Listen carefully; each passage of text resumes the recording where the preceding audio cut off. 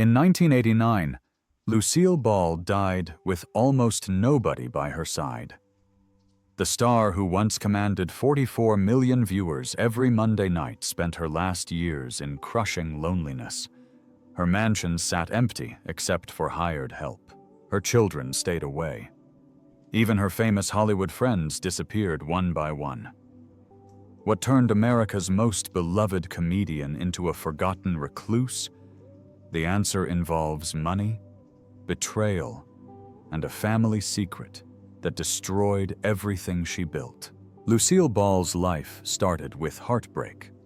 When she was just 3 years old, her father died from typhoid fever. It happened in February 1915. He was only 27, and her mother was pregnant with Lucille's younger brother. The family had been moving around a lot because of her father's job with the phone company. They'd lived in New York, New Jersey, Montana, and finally ended up in Michigan, where the illness struck. After her father passed, everything fell apart. Her mother became depressed and couldn't take care of the kids. Lucille was sent to live with her aunt, and her baby brother went to stay with their grandparents. Lucille would later say that her childhood was shaped by loss and bad luck. One moment from that time stuck with her forever. Right after her mother told her that her father had died, a picture fell off the wall. Then Lucille noticed birds, small gray sparrows pecking at the kitchen window. It was a strange detail, but it burned itself into her memory.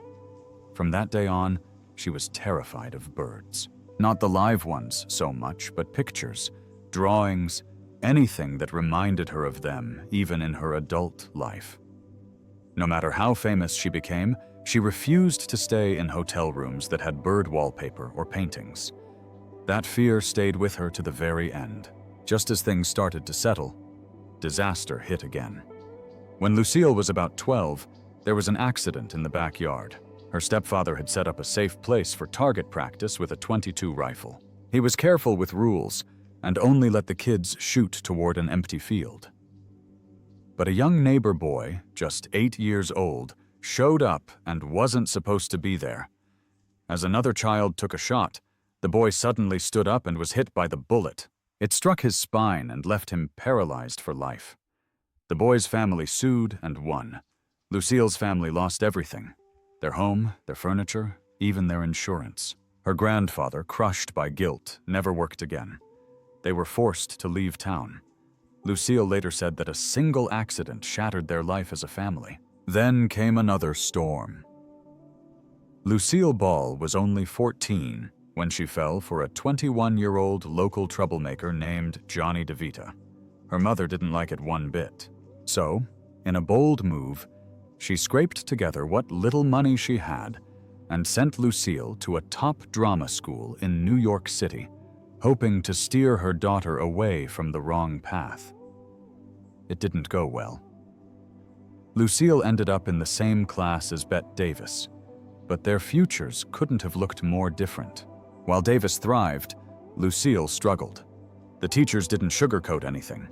They told her flat out she didn't have what it took. One story says they even gave her mother's money back and told Lucille she had no talent. Years later, Lucille admitted that all she learned there was how to be scared. But that rejection didn't break her. It lit a fire. She came back to New York in 1928, still chasing her dream, determined to prove everyone wrong. Then, just as things were starting to click, she got sick. Rheumatic fever. It hit hard. For 2 years, she could barely move, let alone perform. She was stuck in bed, watching time slip away during the years that should have built her career. Most people would have quit. Lucille didn't. She thought about everything the teachers had said, but instead of giving up, she got tougher. When she finally recovered, she came back more focused than ever. Around that same time, she landed a modeling job with designer Hattie Carnegie. It was a big deal. Carnegie saw something in Lucille, but insisted on one major change. She had to bleach her brown hair blonde. Lucille didn't hesitate. She changed her look, learned how to carry herself in fancy gowns, and soaked up everything about elegance and presence. It was a whole new kind of training, one that acting school never gave her.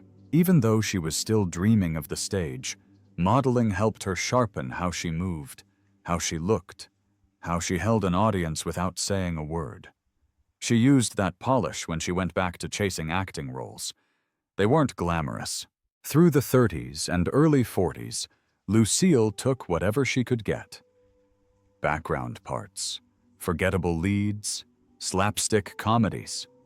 She acted in over 75 movies, but never broke through to the top tier. Hollywood labeled her the Queen of the Bs, and though she joked about it, calling herself the Queen of the B pluses, it stung. No matter how hard she worked, the studios tried to fit her into boxes that didn't quite suit her. Flapper, glamour girl, comic sidekick. Still, she kept going. The roles may not have been great, but they gave her something even better: experience. She learned every corner of the business, figured out what worked and what didn't, and slowly built the skills that would one day let her take over the screen. Not as someone else's idea of a star, but on her own terms. Lucille Ball met Desi Arnaz on the set of a movie called Too Many Girls in 1940. She was already a well-known actress, and he was a young band leader just getting started in Hollywood. The moment they met, something clicked. Desi walked right up to her and asked if she knew how to Roomba. Then he showed her a few moves and said, "I can teach you quickly, but only if you go out with me tonight." Lucille was hooked. Later, she said she'd never fallen in love so fast. Desi was charming, handsome, and full of energy. The people working on the movie noticed the sparks right away. Some even started betting on how long the relationship would last. It seemed too fast, too intense to be real, but Lucille couldn't stay away. She said he scared her a little. He was wild, unpredictable, and that's what drew her in even more. When the film wrapped, they kept things going with long-distance phone calls, expensive ones. Lucille guessed she spent around $29,000 just talking to him. A few months later, in November 1940, they were both in New York. Desi was performing at a theater, and Lucille was doing a magazine interview. In that interview, she said it would never work talking about their relationship. But later that day, after a fight about Desi seeing another woman, she showed up at his place furious. That argument ended with a surprise. Desi asked her to marry him. They got in a car and drove to Connecticut, where they eloped that night, just 6 months after meeting. Their marriage shocked a lot of people. In the 1940s, Hollywood wasn't kind to interracial couples. Studios didn't think a Cuban man and a white woman could work, on screen or off. Years later, when Lucille wanted to bring her radio show to television, CBS pushed back when she insisted Desi play her husband. They didn't think the audience would accept it, but Lucille stood her ground. Looking back, she called their elopement the most daring thing I ever did.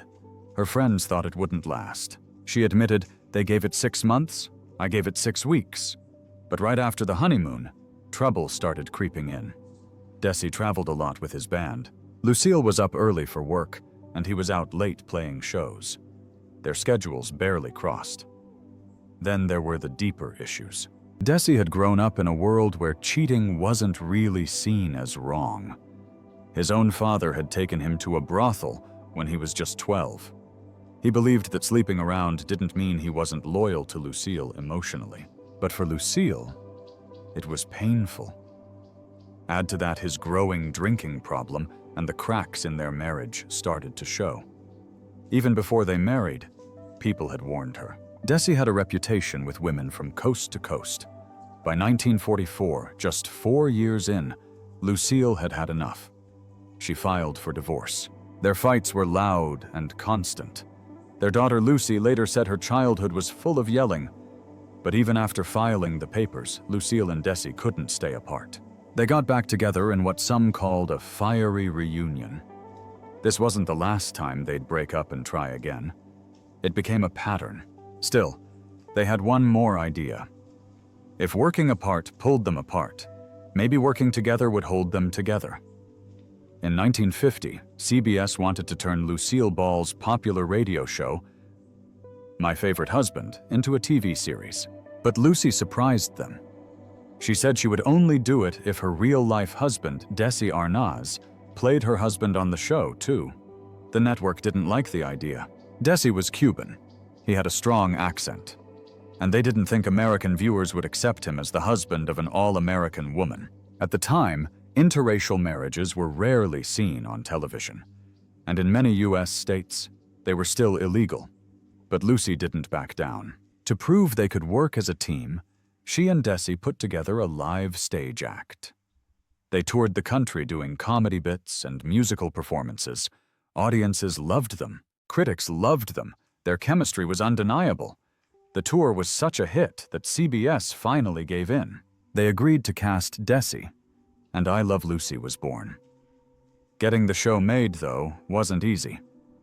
CBS wanted it filmed in New York, where most TV shows were produced, but Lucy refused to leave Hollywood.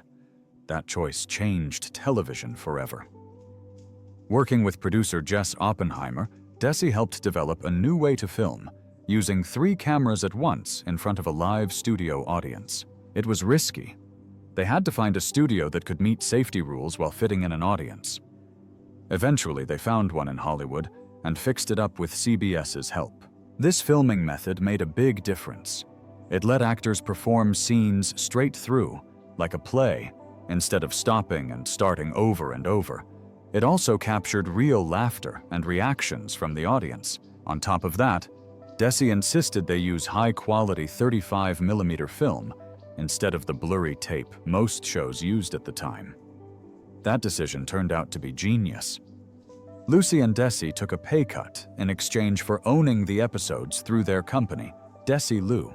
Because the episodes were filmed in such high quality, they could be re-aired for decades, making I Love Lucy one of the first big syndication success stories.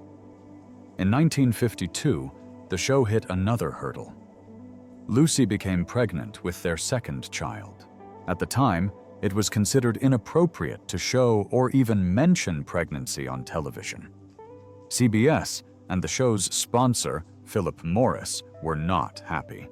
They told Desi it couldn't be shown on screen. But once again, Lucy and Desi stood firm. They didn't want to hide her behind props or avoid the topic completely. Instead, the writers came up with a clever workaround. They would include her pregnancy in the story, but never say the word pregnant. They used softer terms like expecting or with child. One episode even used the French word enceinte. To be safe, they had religious leaders review the script. When the episode where Lucy gives birth aired in January 1953, the same day Lucy had her baby in real life, 44 million people tuned in. The story goes that water use across the country dropped during the broadcast because no one wanted to miss a minute. After that, I Love Lucy became unstoppable. For 4 of its 6 seasons, it was the most watched show in the country. When the show ended in 1957, it was still at the top of the ratings, something only 2 other shows have done since: The Andy Griffith Show and Seinfeld. Lucy won an Emmy for Best Comedian. Desi and Oppenheimer won Emmys too. In total, the show won 5 Emmys and became a landmark in TV history. Even long after it ended, I Love Lucy kept reaching new audiences. Reruns aired around the world. In 2012, a poll named it the best TV show of all time. In 2013, a colorized version of a Christmas episode drew over 8 million viewers in a single night. More than 60 years after it began, Lucy and Desi's show was still making people laugh. Behind the scenes, the couple launched their own company, Desi Lu Productions. Within a few years, it was the largest independent TV studio in the country. They bought RKO Studios for $6 million and began producing shows like The Untouchables, The Andy Griffith Show, and The Dick Van Dyke Show. All of this started because 2 people wanted to stay close and believed in what they were building. But by 1960, Lucy and Desi's marriage had ended. What surprised everyone was what happened next. Lucy bought out Desi's shares for $2.5 million and became the boss of Desilu. At that time, no woman had ever run a major Hollywood studio. Many people doubted her. They said she was just a comedian, not a business leader. But Lucy proved them wrong. While still starring in The Lucy Show, she was making tough executive decisions, managing big budgets, negotiating deals, and planning for the future.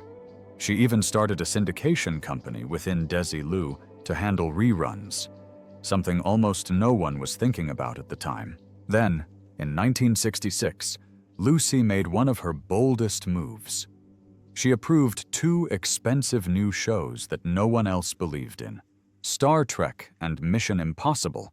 Her team told her the shows were too risky, too expensive, and too strange. Lucy trusted her gut. At one point, she even misunderstood Star Trek, thinking it was about celebrities going on tour.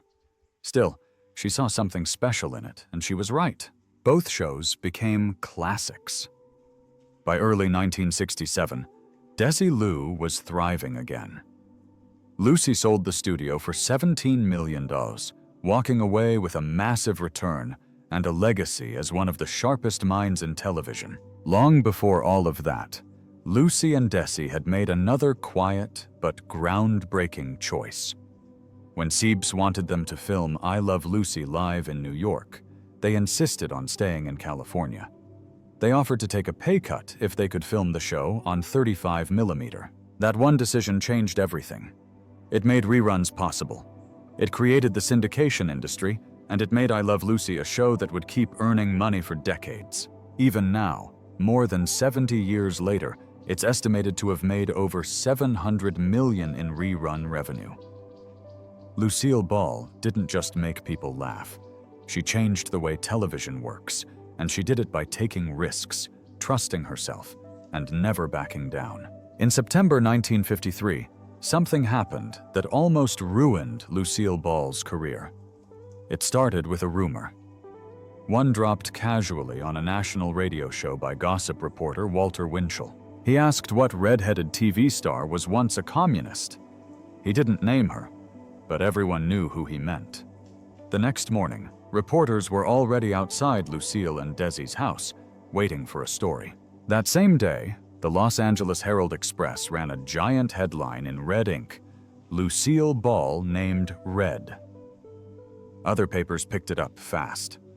Suddenly, America's favorite comedian, star of the most watched show on TV, was being called a communist.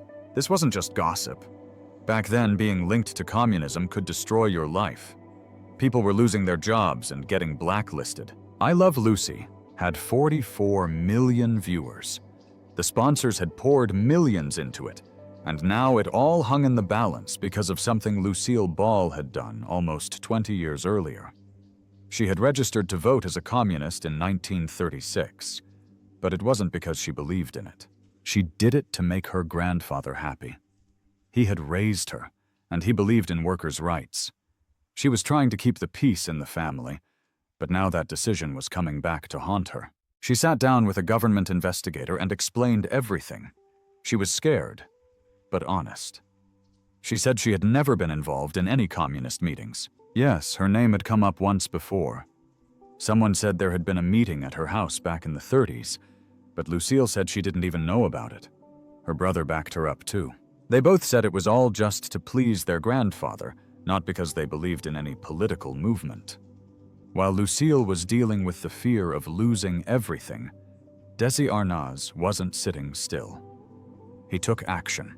He invited reporters into their home, sat them down, and told them exactly what had happened. He said Lucille wasn't a communist and never had been. But he didn't stop there. During the filming of the new season's first episode, he did something even bolder. With reporters sitting in the audience and tension in the air, Desi spoke to them from the stage. He told them he had made a phone call and had someone on the line. Then, he held the phone up to the microphone. It was J. Edgar Hoover, the head of the FBI, and Hoover said it loud and clear. Lucille Ball was not a communist. The crowd burst into applause.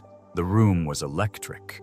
Desi had cleared her name in front of the entire country, but he still had one more thing to say. With his voice shaking, he looked at the crowd and said, "Now I want you to meet my favorite redhead. And the only thing red about her is her hair, and even that's not legitimate." The joke landed. The tension broke, and Lucille, tears in her eyes, stepped into the spotlight. The audience roared. Not long after, Lucille Ball was named Woman of the Year. She and Desi were invited to dinner at the White House. The scandal had nearly destroyed her, but with truth, boldness, and a little bit of humor, they had turned it around together. After her long and painful divorce from Desi Arnaz in 1960, Lucille Ball had no plans to marry again. She was 49, tired and heartbroken. But that all changed one night in New York. A friend set her up on a blind date with a nightclub comic named Gary Morton. Lucille was performing on Broadway at the time, and the date took place at a pizza place. Not exactly glamorous, but it worked. Gary was 13 years younger than Lucille, and he claimed he had never seen I Love Lucy. He was always working on Monday nights when it aired. That actually impressed Lucille. It meant he wasn't dazzled by her fame. They started dating, and 11 months later, they got married. The ceremony was small, only about 40 guests. But when they left the church, a huge crowd was waiting outside.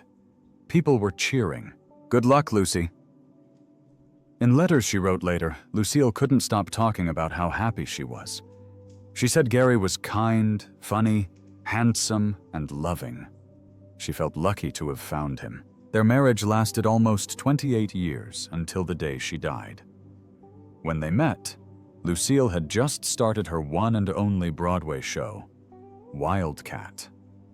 It was supposed to be a big success, but nothing went as planned. A snowstorm delayed opening night because the trucks carrying the sets got stuck on the highway.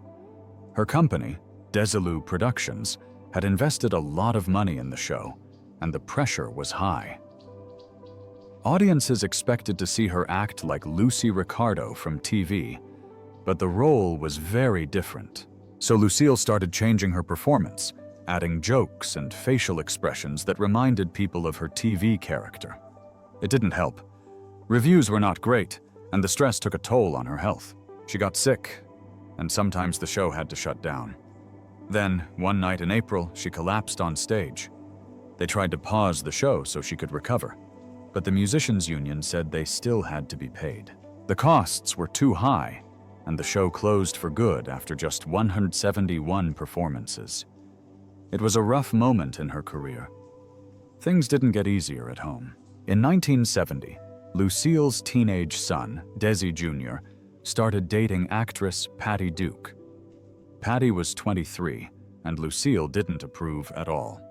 Ironically, she had once been 6 years older than Desi Sr. when they got married, but now she was furious about her son's relationship. She gave him harsh ultimatums. If he didn't end it, he'd be kicked out of the house, out of the will, cut off entirely. Desi Jr. believed his mom was mostly worried about protecting the family's image. Patty said she didn't hold a grudge, but she was deeply hurt. She felt she had good intentions and didn't deserve to be treated like a threat. On top of everything, she was struggling with mental health issues and also dating other people, including actor John Astin. Still, the relationship with Desi Jr. kept going, off and on. Then came the scandal. Patty got pregnant shortly after marrying a man named Michael Tell. The marriage lasted only 13 days, but rumors started flying that Desi Jr. was the real father. Lucille was horrified. After years of carefully building a wholesome public image, this was the last thing she wanted. Patty admitted later that she let people believe Desi was the father, even though she knew he wasn't. She didn't lie, but she also didn't correct the story. The press went wild. When she gave birth to her son, Sean, in 1971, the hospital had to hide his name to keep reporters away. Desi Sr. and Lucy, Desi Jr.'s sister, visited the baby. Lucille did not. Years later, DNA tests showed Michael Tell was Sean's real father, But Desi Jr. stayed in Sean's life. Despite everything, they had a bond. Still, the damage was done. The headlines, the gossip, the drama, it all became exactly what Lucille had feared. Her family's name had been dragged through a scandal she couldn't control. After I Love Lucy ended in 1957, most people expected Lucille Ball's career to fade. But Lucy wasn't done. Not even close. In 1962, she came back with a new show, The Lucy Show. And to everyone's surprise, it became even more popular than her last one. By 1968, she was riding high again, but made a surprising move. She walked away. She'd sold her company, Desilu, and didn't want to keep working on something she no longer owned. So she started fresh, with a new production company and a new series. Here's Lucy. This time, it was personal. She cast her real-life children, Lucy and Desi Jr., to play her kids on the show. She said she wouldn't do it unless they were part of it. The show tried to speak to a new generation, touching on civil rights, rock music, and changing social norms. It was Lucy's attempt to stay relevant in a changing world. But by 1973, ratings were slipping. Her daughter Lucy left for a Broadway tour, and Lucy herself was eyeing a return to the big screen with Mamie. After 23 years of dominating TV, she finally stepped back. But Lucy had already started facing cracks behind the scenes. Her closest friend and co-star, Vivian Vance, had left The Lucy Show years earlier. Vivian was tired. The long commute from her home on the East Coast to the studio in LA had worn her down. She asked for more money and creative input, but didn't get it. She walked away, and it broke Lucy's heart. Privately, she cried, saying she couldn't imagine doing the show without her. The show's format had to be changed entirely after Vivian left. Years passed. Then, in 1985, at age 74, Lucy did something no one expected. She played a homeless woman in a TV drama called Stone Pillow. She wanted to prove she could do more than comedy. Audiences tuned in, and the ratings were strong. Encouraged, she tried one last sitcom, Life with Lucy. But the world had moved on. The show was panned by critics and canceled after just 8 episodes. It was the first time in her life a show of hers had been pulled mid-season. The failure hit Lucy hard. She stopped appearing in public as much. Her final TV appearance was at the 1989 Oscars, standing beside Bob Hope, getting a standing ovation.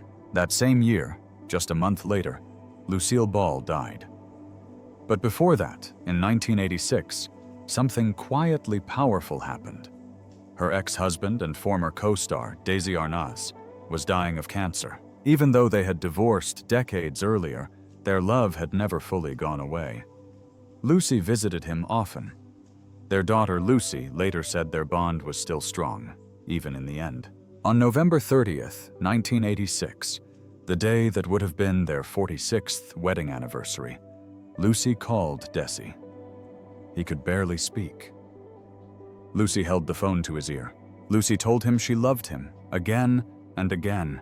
Desi nodded and said, "I love you too, honey." Then, with what little strength he had left, he told her, "Good luck with your show."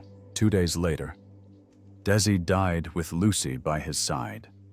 3 years later, on April 18th, 1989, Lucy was rushed to the hospital with chest pain. Doctors found a tear in her heart's main artery. She went through a long, risky surgery, and for a while, it looked like she might pull through. Fans from all over sent thousands of cards, but 8 days later, she felt a sudden pain in her back. Her body gave out. Doctors tried for nearly an hour to bring her back, but they couldn't save her. Lucille Ball died on April 26, 1989. She was 77. The world lost one of its greatest stars, but even more than that, it lost a woman who had fought to stay seen, loved, and remembered, right until the very end.